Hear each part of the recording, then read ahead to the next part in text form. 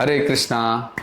तर ह्या कार्तिक मासामध्ये भगवान कृष्णाला आणि राधाराणीला प्रसन्न करण्यासाठी 7 प्रकारचे नियम जर पालन केले किंवा 7 गोष्टी जर आपण केले तर राधाकृष्ण किंवा राधा मदन गोपाल लवकरच प्रसन्न होतात.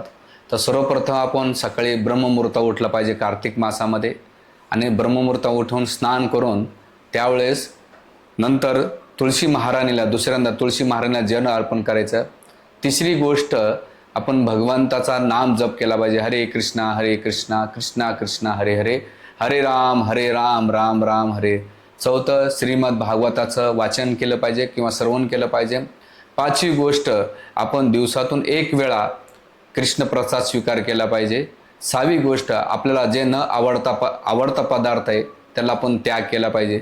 आणि 7वी गोष्ट आहे आपण रात्री हरिजागरण केला पाहिजे. अशा प्रकारे जर आपण व्रताचं पालन केलं तर निश्चित भगवान कृष्णाची कृपा आपल्याला प्राप्त होईल. आणि हा कार्तिक मासाचा जे फळ आहे, जे व्रत आहे, त्याची फळप्राप्ती आपल्याला होऊ शकेल.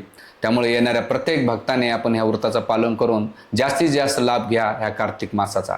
हरे कृष्ण.